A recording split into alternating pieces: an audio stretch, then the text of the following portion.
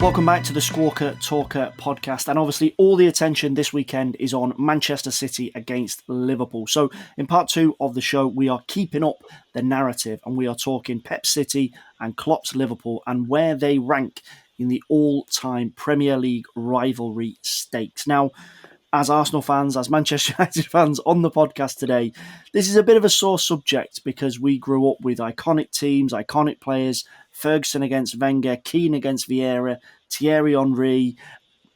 I'm sure Manchester United have a few world-class players that Mo mentioned, but, I like to just throw Thierry Henry in there.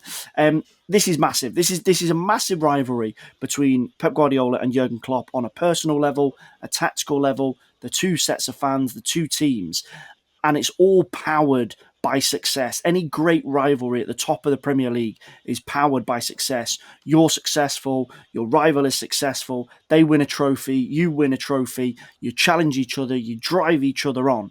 And there's no doubt that that is the case for City and Liverpool. Pep Guardiola has said this a number of times, that Manchester City are so good and so dominant because of Liverpool, because Liverpool are there every season. And that has been the case this season as well. And that is the case in the title race.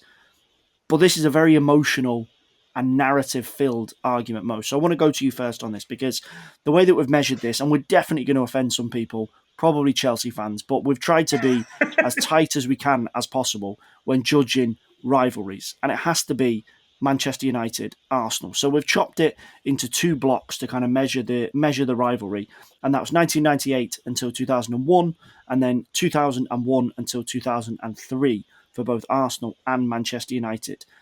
It was an unbelievable rivalry, Mo. Do you think this now even touches the surface? With my head, yes. With my heart, no, absolutely not. Are you kidding me? These two managers like each other. That's the first thing off. You can't have a rivalry. They respect each other. They're immensely proud of each other. Like, yeah, Liverpool are great. Yeah, City are brilliant. They're so good. You can't say that about your opponent. What's wrong with you?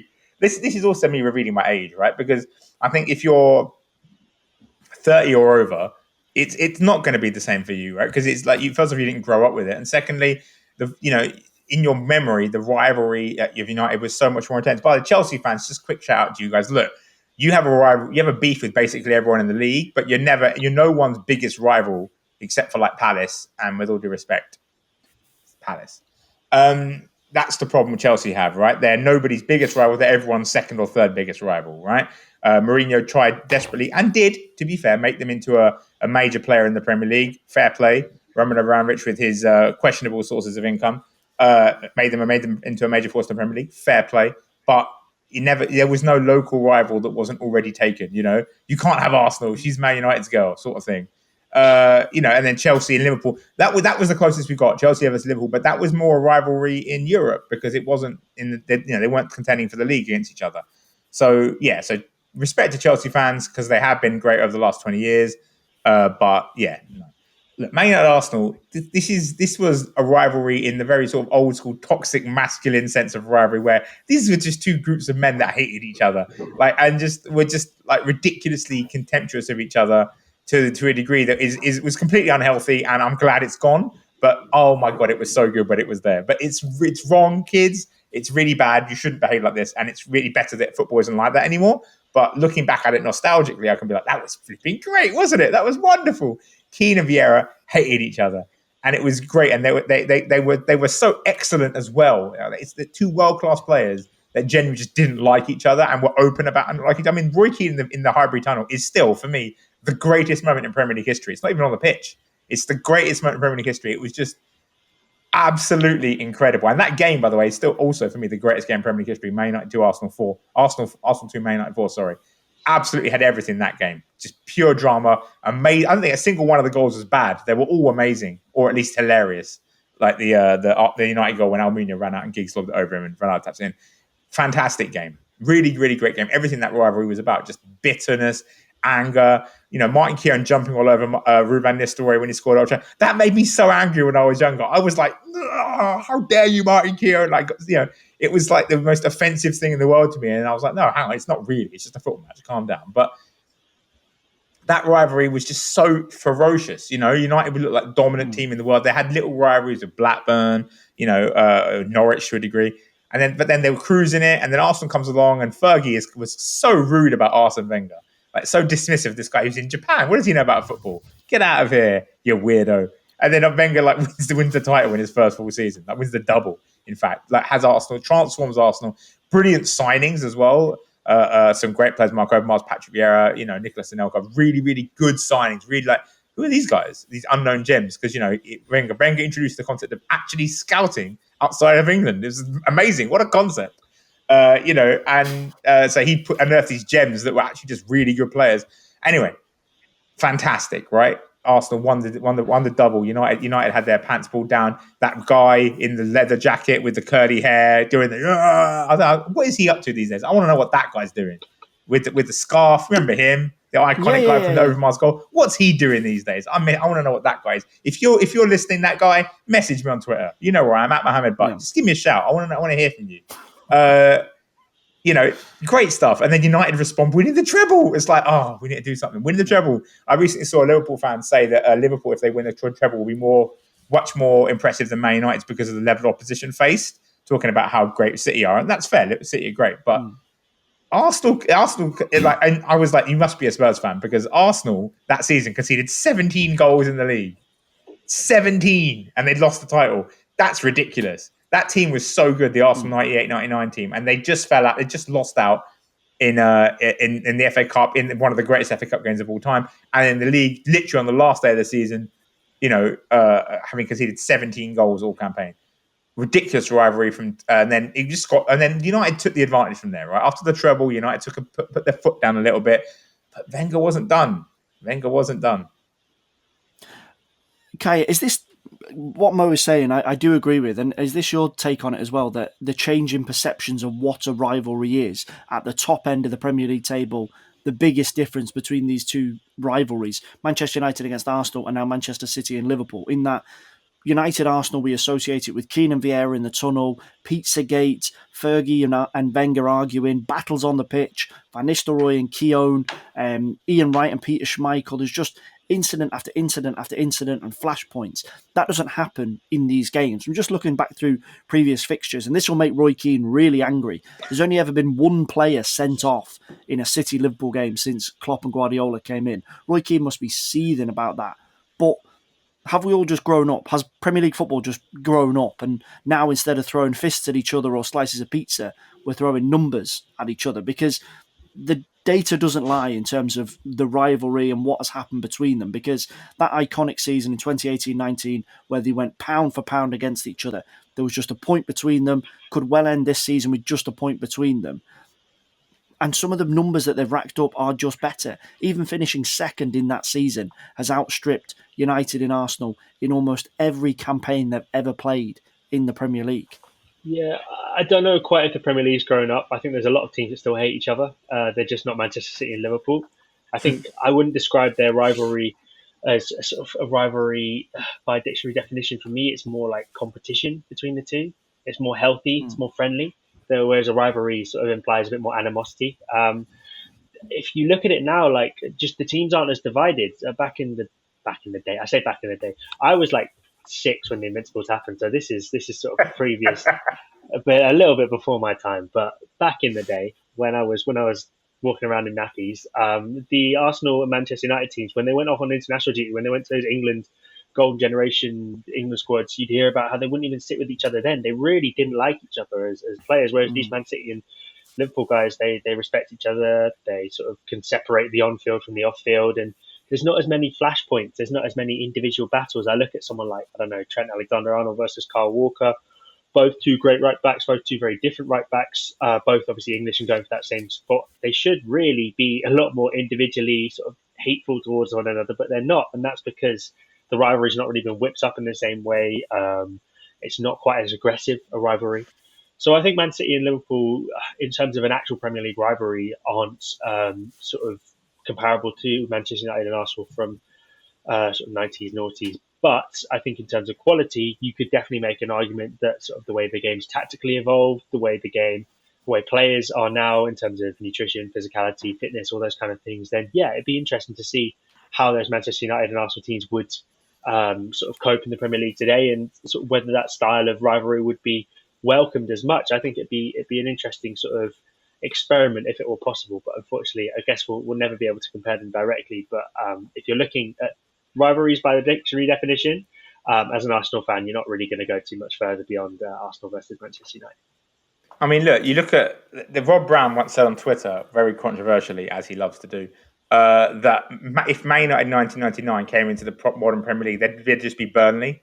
And I was like, how dare you? And I thought about it, I was like, well, maybe. I mean, not literally. They have better players than Burnley did, but essentially the way they played was like Burnley. It was 4-4-2, 4 strikers, get the ball wide, play aggressively, play quick. And you think even Arsenal back then, again, everyone's associates Arsene Wenger with Barcelona-style passing football, which that was his late era.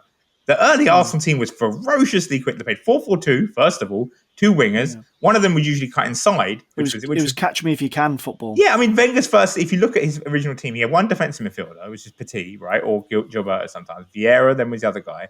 He had one winger, who was like a winger. And then he had one winger who would cut inside a bit more. Not like in field, but like make diagonal runs into the box almost. Like, so it was Ray Parler, it was Freddie Ljungberg, right? And then he had Overmars and the appearance. So, Wenger's football was very direct. It was very cutting. If you look at the early Arsenal goals, it's remarkable how quickly they go from back to front. Actually, a great example, a really good example is watch the video compilation of Thierry Henry's all his Arsenal goals. First of all, just a treat because they're all great and he's a great footballer. You're implying I haven't done it already. Oh no! I'm sure we've all watched it multiple times. That I think Thierry Henry is the greatest player of the Premier League of all time, along with Roy Keane. And Thierry Henry never really even retained the title, which for me is the barometer of greatness. Like if you want to be one of the greatest ever, retain the title. So you have to understand that's how good Henry was. Like Henry was like Salah 2017-18, but like for 4 seasons in a row. So think about that, kids. So yeah, if you go and watch that video, right, you see the progression because the first goal it's like Vieira ping over the top, and Henry's gone like a bolt of lightning, and they can't catch him. And so Arsene Wenger played very direct football at the beginning, and then he evolved, and because he was like, okay, Henry's getting a bit old, he's got back problems, Vieira's leaving, I need to build a new team. Who do I build around? He picked Cesc, and that redefined everything. And that coupled with the Paris defeat in the Champions League final, where he sort of sacrificed his principles to get to that final, and went very defensive and counter-attacking, and then didn't win. I thought he became just a full-on idealist. It was like, I'm never doing that again. never sacrifice my principles against it. He became a full-on idealist, which is always counterproductive in football. You need to have a degree of pragmatism, as Guardiola has shown in the rub against Liverpool. So Guardiola's idealism, like he'd have midfield, like it was mostly with Bayern was his mostly idealistic phase, right? And his last season at Barca, midfielders in defensive midfielders, just doing all kinds of ridiculous nonsense. Thomas Muller in central midfield, like because he was like, I can do this. This team is good enough to do this. And at Man City, he's come and he got a bit of a rude awakening that first season in the Premier League, and he was like, have to be a bit more pragmatic, a little bit more. So he's got Kyle Walker, who's primarily a defensive player, right? In playing right back, a defensive shield at right back. He played Fernandinho for the longest time. Fernandinho is much better at defending than attacking. Not that he's bad at attacking, but he's a primarily cynical player. I mean, his cynical fouls on the break became a legendary thing for City. David Silva, great footballer, very cynical player, loves a little dirty foul. So City, he's embraced the darker side of it, right? Whereas Wenger didn't in the latter stage, which is why there's not much of a rivalry between United and Wenger in those latter stages. Because Wenger became full idealist, which made him very easy for Fergie to pick on. But when Wenger was sharp and really at it and were willing to get down and mix it down and get down and dirty, basically when he had some remnants of George Graham's team, like it all changed after the Invincibles because Martin Keown left and Ray Parler left and Sylvain Woodrow left. And they were, for me, they were Arsenal's 3 most ferocious players in terms of fighters. And so Arsenal lost a bit of fight.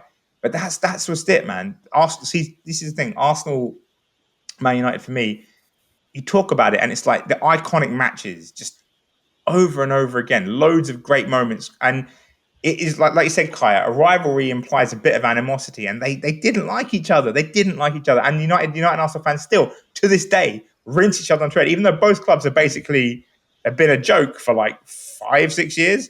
Like, not serious, but they still treat each other as the most serious opponents, serious of rivals. United fans never get more agitated than when Arsenal or maybe when Liverpool are doing that, to be fair. But, there's real animosity there. Whereas with City, Liverpool's biggest rival is Man United. They don't really care about City in that way. And City's biggest rival is also Man United. So they can't really bring themselves to care about Liverpool in that way. And so it's, like you said, it's much more professional. It's like, this is the best team in the world. No, this is the best team in the world. Now they're facing each other. Who's going to win? You know what I mean? Like, I mean, look at the numbers, right? Since 2018-19, sorry, Man City have won 338 points in the Premier League. Liverpool have won 337. You know, City have lost 22 games. Liverpool have lost 15. They've only lost 15 games. City have dropped 31 points from winning positions. Liverpool have only dropped 36.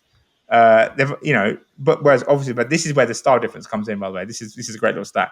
City have only gained 27 points from losing positions, right, in this run. Liverpool have gained 63. So that just goes to show you the difference there. City are just a dominant team. They just beat you repeatedly. Liverpool might give you a chance, but they'll beat you in the end as well because they're ferocious, they're relentless, they don't stop coming. They're like the Terminator. They just don't stop. This is not a rivalry in the same sense. In the same sense at all. For me, it's not in close. United Arsenal is still the greatest Premier League rivalry. This is like Kaya said perfectly. This is a competition. It's the two best teams. They're not rivals. Not really in that sense. Okay, and it pains me to say this, I'm sure it pains you to say it or hear it as an Arsenal fan as well, but is that part of the reason why we're having this conversation about Manchester City and Liverpool rivaling the rivalry of Arsenal and Manchester United, in that Arsenal burnt brightly but too briefly? We're talking about these two spells where they challenged United, the 1998 double, the Invincibles, which I haven't even included in this bracket because United didn't even have the good manners to finish second and put a bit of pressure on Arsenal. This has been the situation from 2018-19 up until the present day. These two teams have been on at each other. Pep's been on at Klopp, the players there every step of the way. And no, we don't have these moments like Keane and Vieira. We don't see Jordan Henderson and Kevin De Bruyne tussling in the tunnel and people kicking lumps out of each other during games and getting sent off and fined and all the rest of it. But that has been the changing dynamic of it. But I don't think we can really argue with this idea that this has been the most consistent two teams dominating each other, as much as I'd like to say it. But Arsenal never rivaled United in the way that City rival Liverpool or Liverpool rival City. It's tricky because you talk about consistency and then you say I'm not allowed to mention the Invincibles. So my main counterpoint has been taken away from me. I've been swept from under my feet. I think you can mention them. Like you can, but it's because United were the reason the Invincibles happened. They messed up at Old Trafford and then United ended the Invincibles. So the Invincibles, it's still tied up at United. United just bottled it against everyone else. Didn't finish second. Yeah. Okay. Well, then I'll mention the Invincibles. Consistency wise. Arsenal, it's not like Arsenal and Manchester United were sort of miles off each other in the interceding seasons between obviously the 98 and the 2002 double winning sides for Arsenal. They were always very close and they did always run each other close. I think we've not had a sort of an out and out title race between Manchester City and Liverpool for a little while. So I think obviously there was that season where they both got 90 plus points. But the season Liverpool won the league, Man City were a long way off. Last season Liverpool came third.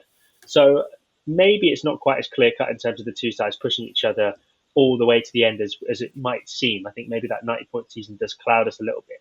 Having said that, I do think that Liverpool, Manchester City, in terms of those sort of criteria that you mentioned there of pushing each other to the limit, I think they probably just about edge it. But I don't think it's quite as much of a distance as it might seem just by sort of perception of how close this rivalry has been, because over the past couple of years, it's not actually been that close. So this season is it's really come back to the fore of things. But let's not forget, I mean, Chelsea were title contenders at the start of this season as well. So it almost looked like a three-way thing. But I think probably Liverpool, Man City just about edge it on that one, but not by as much as it might seem.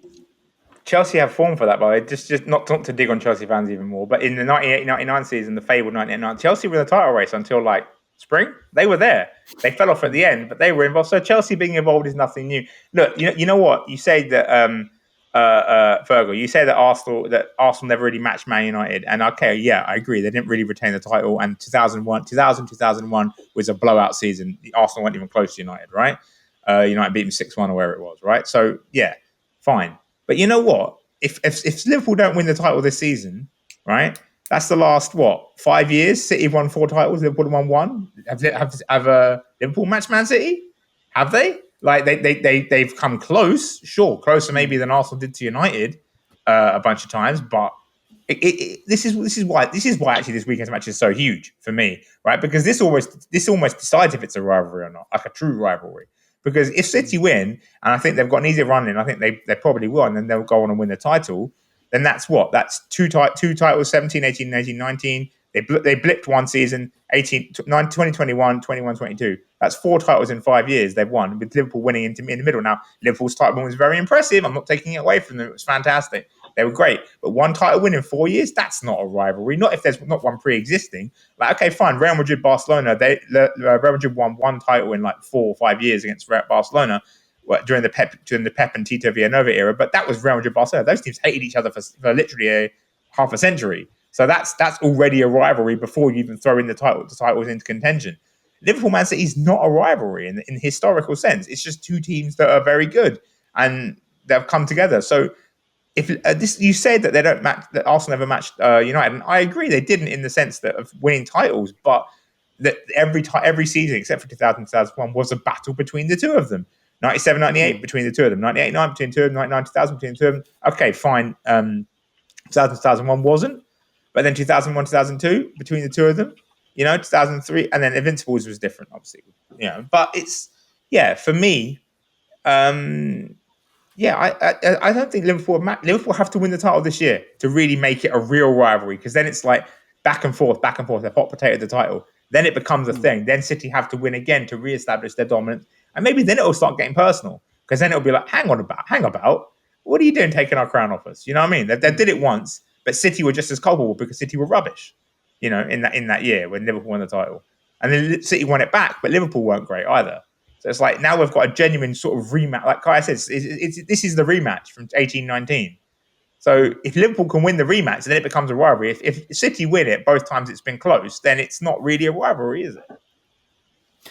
I agree, and I'm going to say something that no fan of any of the 4 teams are involved are going to agree with, but in an odd way, Mo, I completely agree with you that this game and this title race will almost define the idea of this rivalry, because at the moment it's Manchester City being dominant and Liverpool keeping them honest. And in a very strange way, Liverpool are the Arsenal in this title race and Manchester City are the Manchester United. Nobody's ever going to agree with me on that, but in those parameters, that is how it is. And I would just say that if you're looking for iconic moments and you're looking for things that you'll remember and you'll pass on, it is all Arsenal, Manchester United, Roy Keane, Patrick Vieira, Arsene Wenger, Sir Alex Ferguson. That's where it is, because that's the Premier League isms. That's the Sky focus on the Premier League. All of those things will reign forever. Some of the fantastic moments that we've seen in the Manchester City and Liverpool rivalry over the last couple of seasons are only in the domain of those 2 fans. Every fan of Premier League football remembers Keane against Vieira in the tunnel, Martin Keown against Ruud van Nistelrooy, Pizzagate, Wenger, Ferguson. They remember all of that. They don't remember as much of Manchester City and Liverpool. And for me, if we're talking about iconic moments, that's why it's still Arsenal, Manchester United. But if we're talking about elite football, maybe as growing up a little bit, it is Manchester City against Liverpool. I would agree. We're going to call it a day for this week's edition of the Squawka Talker podcast. No one's agreed, but no one ever agrees. So we're keeping up a bit of consistency. Hey, I agree with you. I agree with you. Like title challenges, we are consistent. We are the invincibles of the podcasting world. We're going to wrap it up though. We're going to put a lid on it because we could be here all day. Let's be honest. So Mo, Kaya, as always, thanks so much for your time. Cheers, mate. Thank you. Great stuff indeed. We'll be back next week where we're going to have a clearer picture of who is winning the Premier League title, or it's going to be 0-0 at the Etihad and we won't have a clue. Either way, make sure you check out the podcast, hit subscribe up the top, and you can listen to it as soon as it is ready. Thanks so much for listening. Speak to you soon.